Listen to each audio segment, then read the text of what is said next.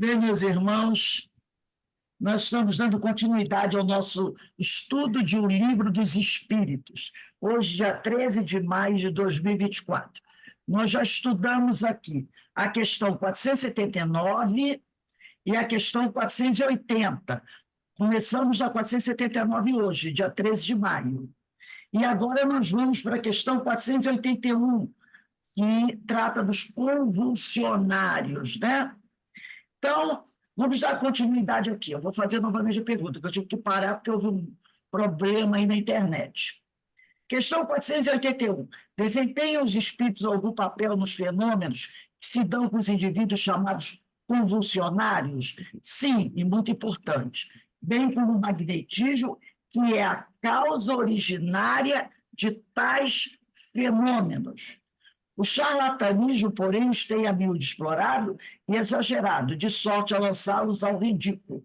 Então, como eu falei antes, a causa desse fenômeno dos convulsionários, né, é o magnetismo. Mas esse fenômeno também é muito explorado pelos mistificadores, né? Então, vamos lá no Livro dos Médiuns, questão 194, 194. Gente, se cair novamente, aí já sabe que é a internet, que aqui tem esse problema que eu nunca tinha visto, que de um cômodo para outro cai a internet, o outro não, estranho. Aqui no 194, quarto parágrafo, diz assim, segundo as qualidades físicas do médio. Aí tem aqui, médios calmos, médios velozes, médios convulsivos, tá? Então, a questão 194, 194, quarto item, segundo as qualidades físicas do médium. Então, médios convulsivos ficam num estado de sobreexcitação quase febril. A mão e algumas vezes todo o corpo se lhes agitam num tremor que é impossível dominar. Então, a pessoa fica realmente, né, num tremor que é impossível dominar. Parece até que a pessoa é epilética. A causa primária desse fato está, sem dúvida, na organização, mas também depende muito da natureza dos espíritos que por eles se comunicam. Como nós falamos antes, já estudamos isso aqui, na questão 159, né? Quando Kardec fala que todo aquele que sente num grau qualquer a influência dos espíritos é por esse médium, ele fala também que, ele diz aqui, ó, todavia, usualmente, só chamamos de médios aqueles em que a faculdade mediúnica se mostra bem caracterizada e se traduz por efeitos patentes, de certa intensidade, que depende de uma organização mais ou menos sensitiva. Isso está na questão 159 de Livro dos Médios. Organização mais ou menos sensitiva, quer dizer, o corpo físico da pessoa. O corpo físico da pessoa, antes da pessoa encarnar, é preparado para essa mediunidade ostensiva. Ele é preparado, tá? Por isso que aquele que não passou por essa preparação, ele vai pode tentar de tudo para ser médium, mas não vai conseguir. Aí que pode entrar a mistificação. Então, nós já estudamos sobre isso, né? Inclusive no livro Obras Póstumas. Se o indivíduo é um indivíduo que tem muitas coisas a reparar, muitas vezes é dado a ele, né, o dom da mediunidade. Mas o corpo dele, a organização fisiológica dele, precisa ser preparado para que ele possa, né, ter essa faculdade ostensiva. É isso que ele está dizendo. Então, por isso que ele falou que a causa primária desse fato, desse convulsionismo aqui, está, sem dúvida, na organização, mas também muito depende da natureza do espírito por ele se comunica. Então, ele tem a sua organização física preparada para esse tipo de fenômeno, como outro tem para psicografia, como outro tem para psicofonia, entendeu? Mas também entra aí a questão da natureza dos espíritos, que por eles se comunicam. Os bons e benévolos produzem sempre uma impressão suave. Se o espírito é bom e benévolo, o médium convulsivo ele vai ter uma impressão, uma reação suave e agradável. Agora, os maus, ao contrário, produzem na penosa. Então, quando a pessoa é um médium convulsivo, ele tem, né, é quase aquelas crises, parecendo epilético. Como ele diz aqui, fica no estado de sobreexcitação, quase febril, a mão, e algumas vezes, todo o corpo se lhe agitam num tremor que é impossível dominar. O médium não consegue dominar. Quando essa reação é muito violenta, normalmente ela é provocada por um espírito inferior, tá? Porque imagina um espírito superior dando comunicação através de um médium convulsivo, ele não vai trazer essa sensação desagradável para o médium, que o médium dependente pode até se machucar, né? Ele pode até se machucar. Então, ele não vai provocar essa sensação penosa. Aí ele diz que é preciso que esses médiuns só raramente se sirvam de sua faculdade mediúnica, cujo uso frequente lhes poderia até afetar o sistema nervoso. A reação, às vezes, nesse processo obsessivo é tão violenta, né, que pode afetar o sistema nervoso do médium. Ainda mais se ele estiver sempre dando comunicação de espíritos, que ele chama aqui de espíritos maus. E com os espíritos maus, a reação é penosa. Então, isso pode acabar afetando o sistema nervoso do médium, tá? Eu trouxe aqui, vamos dar uma olhadinha também na questão do Livro dos Espíritos, 481A. 481A.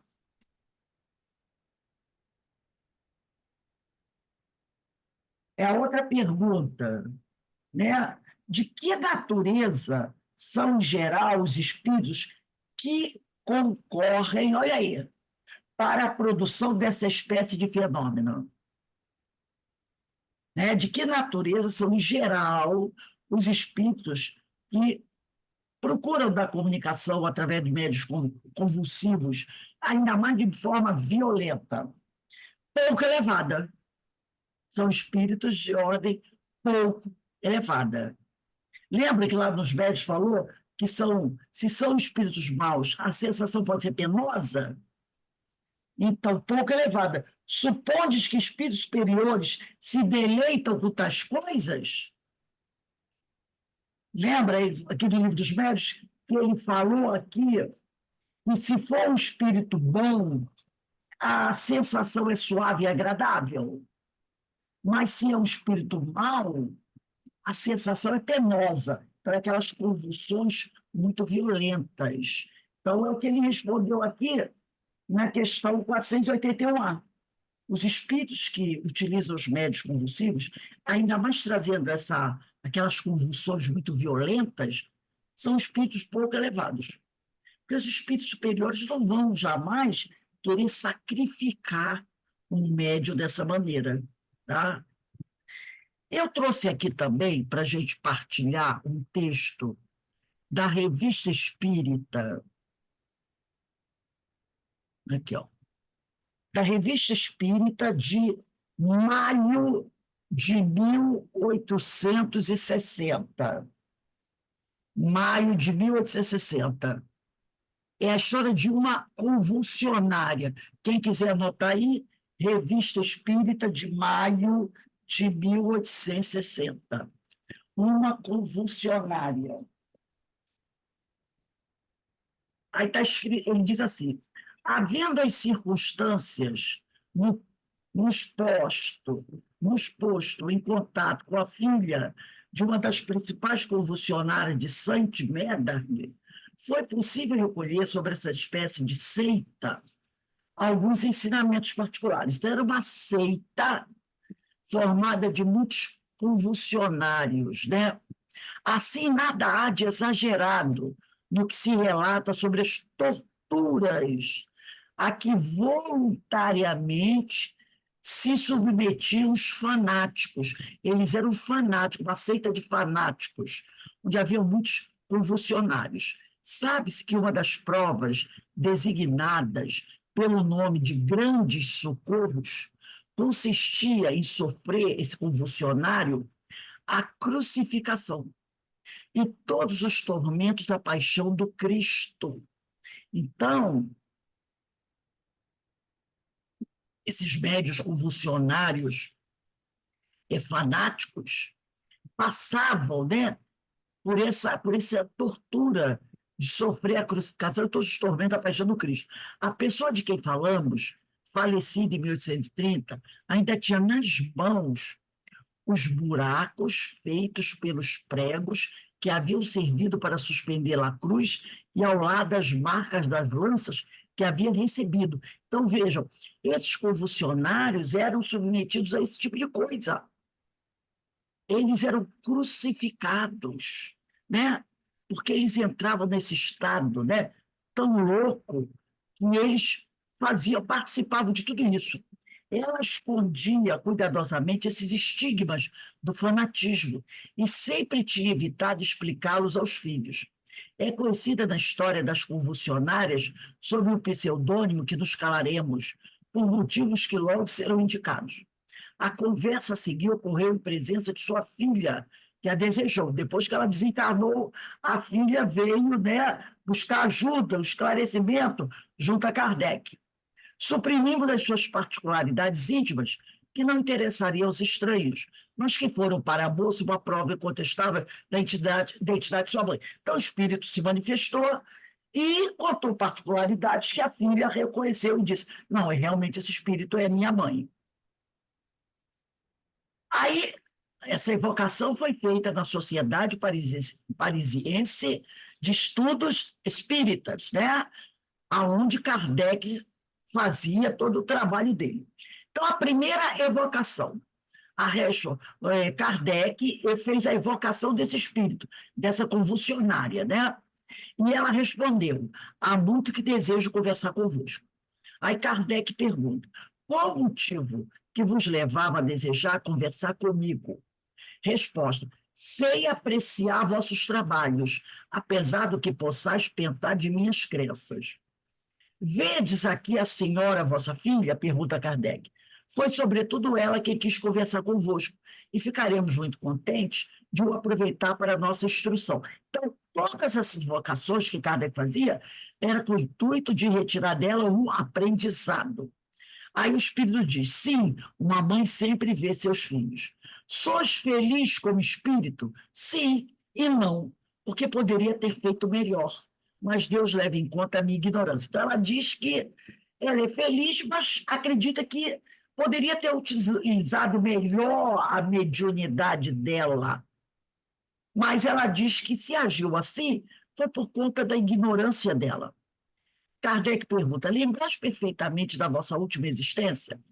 Eu teria muitas coisas a vos dizer, mas orai por mim, a fim de que isto me seja permitido. As torturas a que vos submetestes vos elevam e tornaram mais feliz como espírito, não me fizeram mal. Quer dizer, toda aquela tortura que ela passou aqui não fizeram mal a ela, mas também não me fizeram avançar em inteligência. Quer dizer, ela passou pelas torturas, né? Passou pelas torturas, mas aquilo para ela, do ponto de vista moral, não, não teve nenhum significado, tá? Não ajudou ela em nada, podemos dizer assim. Rogo-vos a gentileza, diz Kardec, de ser mais precisa. Pergunto se aquilo vos foi levado à conta do mérito, depois chegou no plano espiritual, né? Direi que tendes uma pergunta em O Livro dos Espíritos que dá uma resposta geral. Quanto a mim, era uma pobre fanática. Nota: alusão à questão 726 de O Livro dos Espíritos sobre sofrimentos voluntários. Vamos dar uma olhadinha nessa questão 726 de O Livro dos Espíritos. Ela diz para ele, né? E no Livro dos Espíritos tem uma questão sobre isso. 726. Está na parte terceira, capítulo 5 da Lei de Conservação.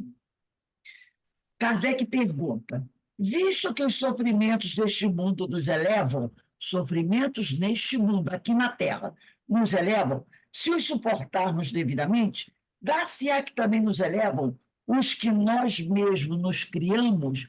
Será aquele sofrimento que eu crio para mim, esse também me eleva? Os espíritos respondem: os sofrimentos naturais são os únicos que elevam, porque vêm de Deus.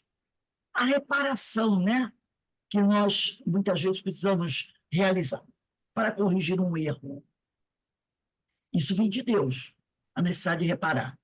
Os sofrimentos voluntários, esse que eu procuro, eu vou me crucificar, eu vou me chicotear, eu vou ficar uma semana a pão e água para me mortificar, para poder pagar meus pecados. É o que eles dizem aqui, os espíritos. Os sofrimentos voluntários de nada servem quando não concorrem para o bem de outrem.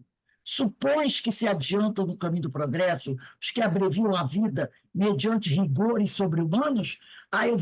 Eu vou fazer uma greve de fome violenta para me purificar. Aí morre na greve de fome. Então, ele está dizendo aqui, né?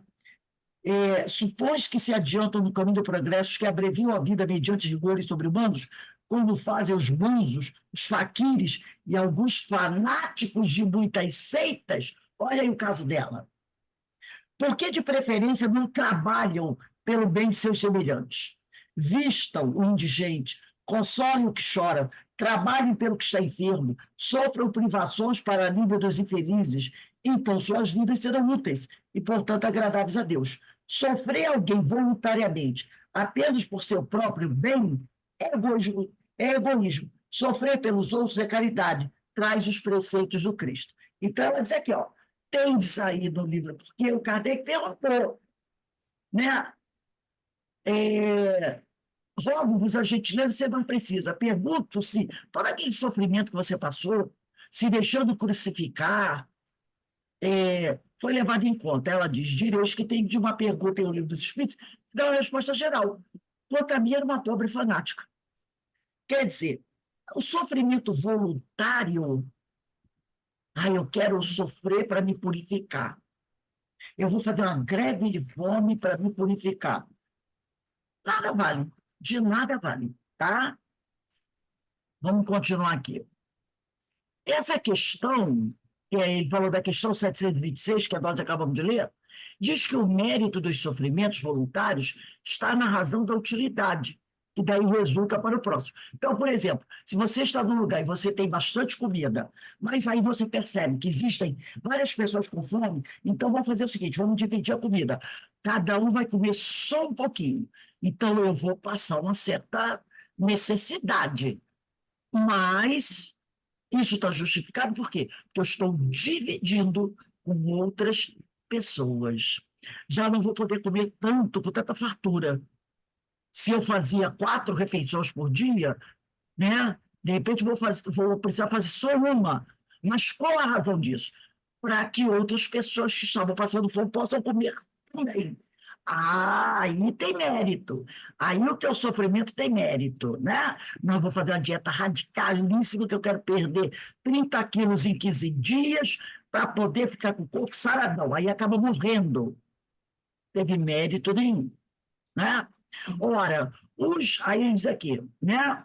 O mérito do sofrimento voluntário está na razão da utilidade que daí resulta para o próximo. Ora, os das convulsionários não teriam, segundo creio, senão um fim puramente pessoal? É a pergunta. Aí era geralmente pessoal. Não tinha fim nenhum o sofrimento dessas convulsionárias, de se deixar pregar na cruz, de furar as mãos com os pregos, como Jesus, mãos e pés, de ter o seu abdômen furado por lanças, como Jesus teve, né? Então, por isso que ele diz aqui, ele faz essa pergunta, Kardec, e faz uma pergunta, fazendo uma afirmação, praticamente, né? Essa questão diz que o mérito, questão 726 de O Livro dos Espíritos, diz que o mérito do sofrimento voluntário está na razão da utilidade, e daí resulta para o próximo. Utilidade que resultou para o próximo? Nada. Os das convulsionárias não teriam tinha razão nenhuma. Segundo, creio, se não um fim puramente pessoal. Resposta, era geralmente pessoal. E se jamais falei disso a meus filhos, foi porque compreendia vagamente que não era o verdadeiro caminho. Então, ela nunca comentou, quando encarnada, com os filhos, que ela se deixava torturar dessa maneira. Os filhos não sabiam que lá naquela seita ela participava disso e deixava torturar. Porque lá no inconsciente dela, ela tinha uma ideia de que o troço não era muito válido. Por isso que ela não falava para os filhos, até porque, se ela falasse, talvez os filhos a impedissem de participar disso. Observação: aqui o espírito da mãe responde por antecipação ao pensamento da filha, que desejava perguntar-lhe por que, em vida, tinha evitado falar disso aos filhos. Então, ela se antecipou o que a filha ia perguntar. 9. Qual era a causa do estado da crise das convulsionárias? Resposta dela, né? Exposição natural e superexcitação fanática. Então, ela tinha essa disposição natural. Era uma médio convulsiva. A organização dela era adaptada para esse tipo de mediunidade. Jamais teria querido que meus filhos fossem arrastados por essa ladeira fatal, que hoje reconheço melhor ainda. Respondendo espontaneamente a uma reflexão de sua filha, que, entretanto, não havia formulado a pergunta. A filha pensou, acrescenta o espírito. Eu não tinha educação, mas intuição de muitas existências anteriores. 10. Dentre os fenômenos produzidos entre as convulsionárias, alguns apresentam analogia com certos efeitos sonambúlicos, por exemplo, a penetração do pensamento, a visão à distância, a intuição das línguas, o magnetismo representava nisso um certo papel? Muito, muito, né? Por isso que na 481, os espíritos dizem, né? Que eles perguntam na 481, desempenham os espíritos algum papel nos fenômenos que se dão com os indivíduos chamados convulsionados? Kardec fez essa pergunta do Livro dos Espíritos 481. E olha a resposta dos espíritos. Sim, muito importante. Bem como o magnetismo, que é a causa originária de tais fenômenos. Então, o que dá origem a esses fenômenos é o magnetismo. E aí o Kardec perguntou, o magnetismo representava nesse fenômeno um certo papel? E eles dizem muito, e vários sacerdotes magnetizavam sem que as pessoas o soubessem. Olha só a questão. Nessa seita fanática, vários tinham lá seus sacerdotes, né? Que eram fanáticos também. Eles, muitas vezes, magnetizavam os médios sem que eles soubessem. E aí os médios faziam, se deixavam flagelar. Então, eles faziam sem autorização dos médios, né? Sem que os médios soubessem, eles magnetizavam. De onde provinham as cicatrizes que apresentavam nas mãos e outras partes do corpo? Aí ela diz assim, ó, pobres troféus de nossas vitórias, que não serviram a ninguém e que muitas vezes excitaram paixões. Deveis compreender-me, né? Então, qual o valor daquilo? Nada, nada. Será que Jesus queria que as pessoas fizessem isso? Ah, eu quero parecer com Cristo. Claro que não, né? Observação. Parece que se passavam coisas de grande... E olha só, parece que naquela seita fanática se passavam coisas de grande imoralidade na prática das convulsionárias, que haviam revoltado o coração honesto dessa senhora, levando-a mais tarde, quando acalmada a febre fanática, a tomar aversão por tudo aquilo, quando lhe recordasse o passado. É, sem dúvida, uma das razões porque não falou do assunto a seus filhos. Então, quando ele fala que parece que passavam coisas de grande moralidade na prática das confessionárias, sabe-se lá se elas, enquanto estavam mediunizadas, não eram abusadas sexualmente? Porque elas estavam magnetizadas, né? Poderiam ser. Porque que coisas de grande moralidade acontecia ali? Elas poderiam sofrer assédios sexuais, né? E ela, né, com o tempo passando, não aceitando mais aquele tipo de coisa, aquele tipo de situação, tomou aversão por aquilo. E talvez daí, por isso, envergonhada, ela nunca contou para os filhos. Realmente eram operadas curas? Aí Kardec pergunta, realmente eram operadas curas sobre o túmulo do Diácono Pares? Diácono Pares deve ser um dos sacerdotes dessa seita fanática. Aí ela diz, ó, que pergunta, sabeis muito bem que não, ou pouca coisa, sobretudo para vós. Quer dizer, a tal das curas que os fanáticos diziam que obtinham quando iam lá para o túmulo do tal Diácono Paz, que deve ter sido um dos fanáticos que morreu, e o pessoal dizia que ia para o túmulo dele, e lá do túmulo eram operadas curas através dessas convulsionárias. Ela diz assim, ó, muito pouca coisa, na verdade, aconteceu, ou quase nada. Aí ele pergunta, vistes pares depois que morrestes? Quer dizer, viu o tal do diácono, o espírito dele? Ela diz, não me ocupei dele, porquanto censuro por meu erro, desde que sou espírito. Então ele deveria ser um espírito que participava disso tudo, né? Quando encarnado deve ter participado, e quando desencarnou, talvez esse espírito tenha influenciado, né? Que ela não se interessou em procurar por ele. Como consideráveis quando viva? Como considerava esse diácono? Como enviado de Deus. Olha aí. É por isso que eu censuro pelo mal que me fez em nome de Deus. Ela o considerava o enviado de Deus, esse espírito. E depois ela descobriu que ele não era nada disso. E ela o censura pelo mal que, que ele fez a ela em nome de Deus.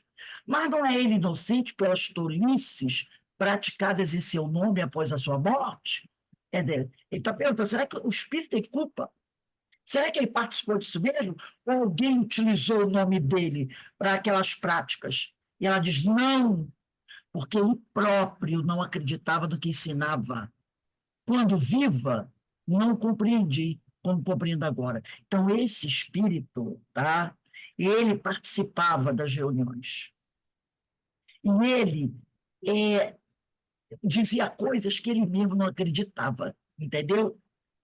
Então, ele não foi, o nome dele não foi utilizado, ele participou e ele era um espírito mau. Ele não acreditava no que ensinava. É verdade que o espírito dele tinha ficado alheio, como ele disse, às manifestações ocorridas em sua sepultura, porque ele disse, esse espírito deve ter sido evocado. E aqui na sociedade espírita ele foi evocado. E ele, quando perguntaram para ele se ele participava daquelas reuniões, né, daqueles fanáticos ali, e ele disse que não, que usavam o nome dele, né? Que usavam o nome dele, que não tinha nada a ver. E ela disse para Kardec: ele vos enganou. Então, o testemunho que ele deu foi mentiroso. Aí Kardec pergunta: assim ele excitava o zelo fanático? Sim, e ainda o faz. E ainda faz. Então, ele, quando encarnado, participou, fez muita gente praticar o mal, e depois desencarnou, ele continuou participando e também continuou prejudicando muitas vezes. E quando ele foi evocado, ele mentiu para Kardec, dizendo que ele não sabia de nada. Então, ele excitava o zelo fanático. E ela disse, sim, e ainda hoje o faz. Quais são as vossas ocupações como espírito? Procure instruir-me. É por isso que disse que desejava vir entre vós. Ela quer aprender, né? Ela quer saber. Aí ele pergunta, em que lugares vos achais aqui? Perto do bem. Quer dizer, aqui na nossa sociedade, no nosso prédio, na nossa sala, em que lugar você está? Aí ela disse: eu estou perto do médium, com a mão sobre seu braço ou sobre seu ombro. Quer dizer, o médium estava psicografando. Se vós pudéssemos ver, sob que forma serias vista? Quer dizer, se ele, Kardec, pudesse vê-la, como ele a veria? Ela diz: minha filha veria sua mãe como quando viva. Quanto a vós, me veríeis em espírito. A palavra não vou-la posso dizer. Né? Explicai-vos por gentileza que pretendei dizer que eu vos veria espírito, que a filha viria a ela como a mãe. E ele, que não era filho dela, ele, cadê? Como ele viria? Aí ela diz: ah, você me veria numa forma humana transparente, conforme a depuração do espírito. Quer dizer, ela já está melhorando, porque a filha veria como ela era, para poder a filha até identificá-la. Mas ele já a veria numa forma de mais depurada. Dissestes haver tido outras existências, lembrai-vos delas? Sim, já vos falei delas, e por minhas respostas, deveis ver que tive muitas. Poderia dizer qual que precedeu a última, que conhecemos, quer dizer, antes dela ser essa fanática, qual foi a vida que ela teve? Não esta noite, e não por este médio, pelo Senhor, se quiserdes. Ela diz: não, por esse médio eu não posso dizer como eu era. Nota, ela designa um dos assistentes que começava a escrever como médium, explica sua simpatia por ele, porque diz tendo conhecido a sua precedente assistente. Então, ela não quer falar por esse médico que está dando psicografia agora, ela quer dar por outro que está ali na sala e que a conheceu na existência passada. 24. Ficarias contrariada se eu publicasse essa conversa na revista Espírita?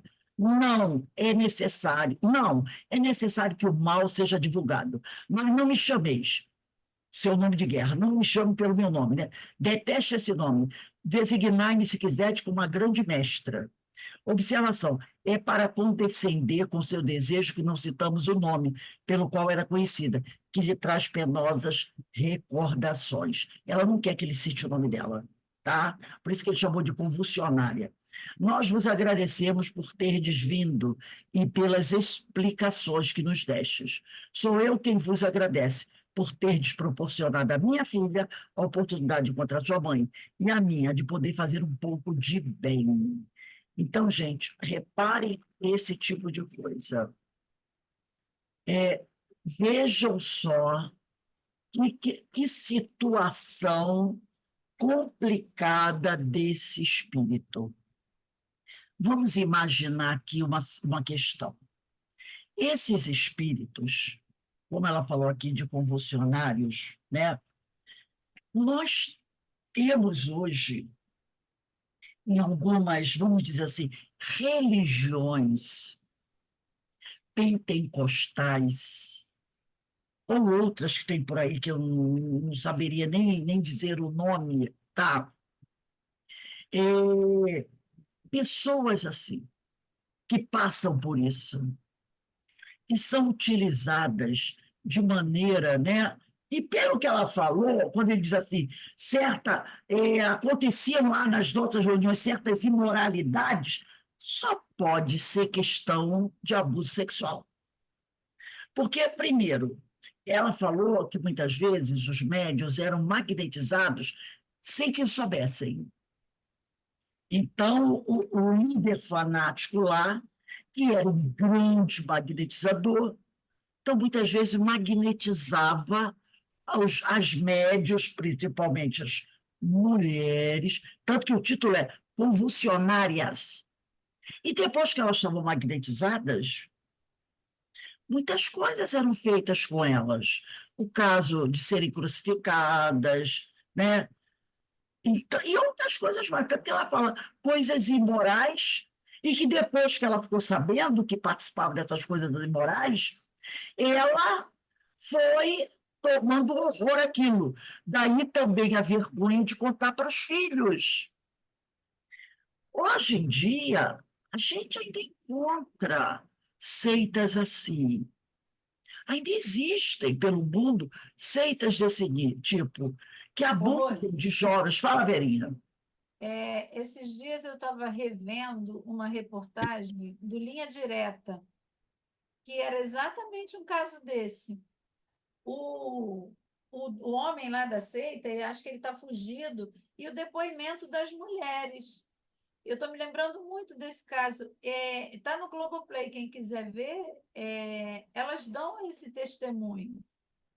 inclusive do assédio, né, sexual, dizendo da purificação, que ele precisava, como é que se diz? Ele precisava fazer uma unção, né, mais interior, uma unção interna, que como se o esperma dele fosse purificá-la de fora, de dentro para fora.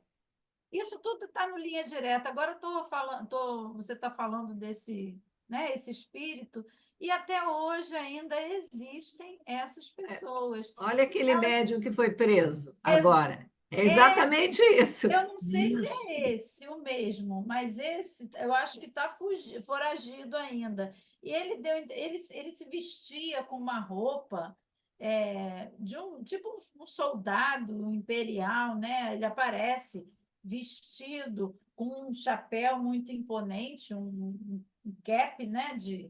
Parece militar, mas não é militar. É tipo daqueles da Folia de Reis. Sei, sei. Mais ou menos assim. E aquele retrato dele muito imponente, ele deu uma entrevista antes de fugir, dizendo que realmente aquilo era necessário para elas. Olha, uma coisa assim é impressionante, porque esse espírito viveu há quanto tempo atrás? E ainda existem pessoas, mulheres principalmente, né, que são o foco do abuso, passando por isso, mas elas estão derrotadas, muitas delas assim com transtornos muito sérios, passando por tratamentos assim muito longos na parte psicológica, porque estão devastadas. Tem uma lá que foram mais de 12 anos Olha só nesse. que terrível, né? Sofrer desse abuso. Então, você veja, aqui era uma seita fanática, esse Pares aí, esse Diácono Pares, deveria ter sido participado dessa seita, depois que ele desencarna, eles começam a levar as pessoas, ele tem cura, vamos fazer cura do túmulo dele, a gente cansa de ver isso, né? Cura no túmulo dele, ela diz pouca coisa, e ele, em espírito, ele participa da seita e incentiva esse tipo de coisa. E ele foi evocado da Sociedade de Paris. Ele foi evocado, como a gente vai ver na próxima aula, uma outra revista espírita. Ele foi evocado, ele disse que não, que ele nunca fez nada, que o pessoal evocava o nome dele, sabe? Mas não, ela disse que não. Ele sabia e ela teve aversão a ele porque ele a prejudicou muito. Então a gente vê como esse tipo de coisa é perigoso. Por isso que aqui no Livro dos Médiuns ele fala, né? Espíritos bons jamais iam fazer isso com as pessoas. Aproveitar da mediunidade das pessoas para fazer isso. Quem quiser Isso assistir, significou para procura lá o espíritos Linha maus. Direta. Oi? Assistir, ele está no. Esse programa é do Linha Direta, É comigo. para a gente ver, né? É bem interessante. Você vê como as pessoas usam, né?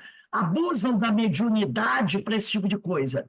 E elas sofriam toda essa tortura, né? Ser crucificada, coisas absurdas, fazendo com as pessoas, estando elas mediunizadas. Então a gente vê como essas coisas que parece que eram lá do passado, hoje em dia estão aí, ao vivo e a cores. E usam também, abusam também de crianças dessas situações, é muito lastimável.